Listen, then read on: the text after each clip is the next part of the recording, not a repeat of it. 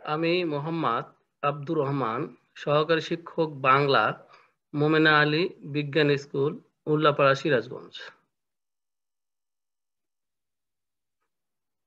আজকের আলোচনার বিষয় বাংলা ব্যাকরণের সমাস। আর সমাস পাঠ শেষে আমরা যা জানতে পারবো তা হলো: ১. সমাস শব্দের অর্থ, সমাসের প্রয়োজনীয়তা, সমাস কাকে বলে, সমাসের প্রকারভেদ, সমাস চেনার সহজ উপায়। এখন আমরা জানব সমাস অর্থ কি। সমাস একটি শব্দ যার অর্থ সংক্ষেপণ, ছোট হওয়া, মিলন বা একাধিক পদের একপদীকরণ। আবার বলা যায় সমাস হলো শব্দ তৈরির পদ্ধতি। আমরা উদাহরণের সাহায্যে বলবো: মহান যে রাজা, মহারাজা।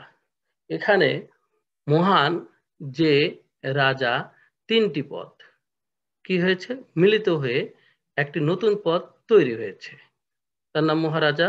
অর্থাৎ এখানে মহান যে রাজাটা মিলন হয়েছে এবং মহারাজাটা সংক্ষেপণ হয়েছে, ছোট হয়েছে, বা একাধিক পদ মিলে এক পদীকরণ হয়েছে এবং শব্দ তৈরি হয়েছে। এইটা হলো সমাস এর বিষয়বস্তু। এখন আমরা জানব সমাস কাকে বলে। পরস্পর অর্থ সম্পর্ক বিশিষ্ট দুই বা ততোধিক পদের এক পদে পরিণত হওয়াকে সমাস বলে। আমরা একটু উদাহরণ দেখব: মাথায় পাগড়ি চার, অর্থাৎ মাথায় পাগড়ি।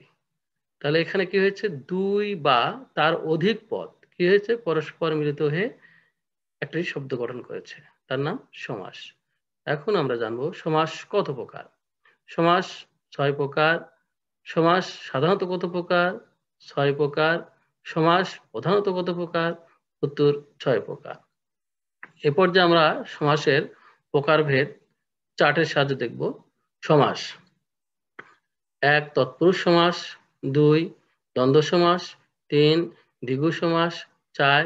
অব্যয়ীভাব সমাস, ৫. বহুব্রীহি সমাস, ৬. কর্মধারয় সমাস। আমরা এছাড়াও জানতে পারবো সমাস মূলত ৪ প্রকার। কোন দৃষ্টিকোণ থেকে? অর্থ প্রাধান্যের দিক থেকে। আচ্ছা, আমরা এখন তা জানবো। এখানে ১, ২, ৩, ৪ প্রকার আছে। ১. পুরোপদ। কি? অব্যয়ীভাব, দ্বিগু সমাস। বিষয়টা হবে এরকম: পুরোপদ, অর্থ প্রাধান্য সমাস কোনগুলো? অব্যয়ীভাব ও দ্বিগু সমাস। এটা হলো শেষ পদ বা পরপদ। পরপদ, অর্থ প্রাধান্য সমাস কোনগুলো? হবে তৎপুরুষ সমাস ও কর্মধারয় সমাস। এবার আসবো আমরা অন্য পদ। অন্য পদ, অর্থ প্রাধান্য সমাস হলো বহুব্রীহি এবং উভয় পদ অর্থ প্রাধান্য সমাস হলো দ্বন্দ্ব। তাহলে আমরা বলতে পারি অর্থ প্রাধান্যর বিচারে সমাস মূলত ৪ প্রকার। কি হবে সেগুলো? পুরো পদে হবে শেষ পদ, অন্য পদ এবং উভয় পদ। আমরা এখন জানবো সেটা। বহুব্রীহি সমাস কিভাবে চেনা যায়? কোনো পদ প্রাধান্য পায় না। বহুব্রীহি সমাস বলতে কি হবে, যে কোনো পদ প্রাধান্য পায় না, অর্থাৎ অন্য একটি পদ গ্রহণ করে এবং সেটা ব্যক্তিবাচক বা সত্তাবাচক হয়। উদাহরণে আমরা বলবো বিনা পানিতে জার সমান সমান বিনা পানি। এখানে বিনা শব্দের অর্থ হলো বাদ্যযন্ত্র, পানি শব্দের অর্থ হাত। তো বাদ্যযন্ত্র, চার মানে কোনো ব্যক্তি, যে ব্যক্তির হাতে বাদ্যযন্ত্র আছে এটাকে সে যে কোনো ব্যক্তি হতে পারে, কিন্তু বিনা পানি এটাকে বোঝায় কেবলমাত্র সরস্বতীকে, দেবী সরস্বতীকে। এবার আমরা আসবো অব্যয়ী ভাব। পুরোপদ প্রাধান্য পায় এবং উপসর্গ থাকে শুরুতে, যেমন দিন দিন, প্রতিদিন। এখানে সমস্ত পদে কি আছে? প্রতি আছে, এই যে উপসর্গ থাকে শুরুতে, এবং এই প্রতির অর্থে কি হবে? প্রতির অর্থটাই পূর্ব, এটার অর্থে প্রাধান্য পাবে। কি হবে পেয়েছে?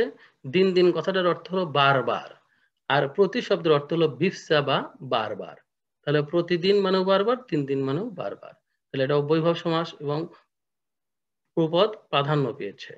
কর্মধারয় সমাস পরপদ প্রাধান্য পায়, আচ্ছা, এবং বিশেষ্য বিশেষণ হয়। উদাহরণস্বরূপ আমরা দেখব নীল যে পদ্ম সমান সমান নীল পদ্ম। তাহলে কি পরপদ প্রাধান্য, অর্থাৎ পদ্ম, আমরা যদি বলি নীল, পদ্মবাদ নীল, নীল বললে কিন্তু জিনিসটা পরিষ্কার না, ক্লিয়ার না। যেমন নীল কি আকাশ হতে পারে, জামা হতে পারে, বা যে কোনো এভরিথিং হতে পারে। কিন্তু যদি আমরা পদ্ম বলি তাহলে কিন্তু যে পদ্মটা কি নীল পদ্ম, তাহলে বিষয়টা পরিষ্কার, পরপদ প্রাধান্য পায় এবং এই সমস্ত পদটা কি হবে বিশেষণ বা বিশেষ্য হবে, অর্থাৎ নীলটা বিশেষণ বা অ্যাডজেক্টিভ, পদ্মটা বিশেষ্য। এবার আমরা যেমন দ্বিগু সমাস, আমরা জানি পরপদ প্রাধান্য পায় এবং প্রথমে সংখ্যা থাকে, এটা তো পরপদ প্রাধান্য পাইছে।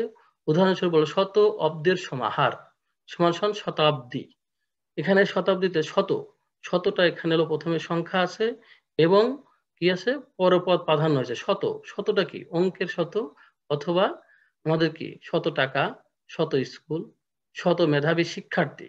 কিন্তু এখানে শতটা হলো শত অব্দ, অব্দের উপর নির্ভর করতেছে এখানে কি যে পর প্রধান, অব্দ মানে বছর, মানে শতাব্দী মানে সেঞ্চুরি। আচ্ছা, এ পর্যায়ে আমরা জানবো দ্বন্দ্ব সমাস কাকে বলে এবং কিভাবে চেনা যায়। একই ধরনের বিভক্তি থাকবে, অর্থাৎ দুটো পদে বিভক্তি এক ধরনের হবে, একই পদ হবে এবং উভয় অংশের পূর্ণ অর্থ থাকবে। যেমন আমরা উদাহরণ পাবো ঘর বাহির, এখানে ঘর ও বাহির সমান সমান ঘর বাহির, এখানে বিভক্তি ঘর এবং বাহির দুটোতে কি আছে শূন্য বিভক্তি আছে, অর্থাৎ একই ধরনের বিভক্তি, তাহলে এটা দ্বন্দ্ব সমাস। আমরা যদি বলি পূর্ণ, উভয় অংশের পূর্ণ অর্থ থাকবে, অর্থাৎ ঘরের একটা অর্থ আছে বাহিরের একটা অর্থ আছে, দ্যাট মিনস এটা হলো দ্বন্দ্ব সমাস। আবার যদি আমরা বলি যে এটা দুইটাই কি হবে একই পদ হবে, ঘর এবং বাহির দুটো বিশেষ্য পদ, এখানে আছে হলো ঘর বাহিরে, এটা দ্বন্দ্ব সমাস, ঘর ও বাহিরে, ঘর বাহিরে হবে না। কেন হবে না বলে দুইটা হলো বিভক্তি এক হয় নাই, ঘরে শূন্য বিভক্তি, বাহিরে হলো দ্বিতীয় বিভক্তি, তাহলে দ্বন্দ্ব সমাস নয়।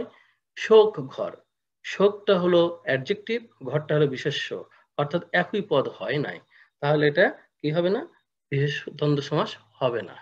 আমরা এখন আসবো হলো এগুলো ছাড়া আমরা দ্বন্দ্ব সমাস আরো কিছু উদাহরণ আছে, আমরা জানবো জায়া ও পতি, দম্পতি। আমরা এখন তৎপুরুষ সমাসের বিস্তারিত আলোচনা করব।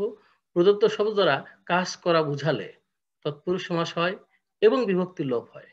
যেমন আম কুড়ানো, এটা প্রদত্ত শব্দ, এখানে কি হবে কাজ করা বুঝালে, কুড়ানো এটা কাজ, তাহলে এটা তৎপুরুষ সমাস।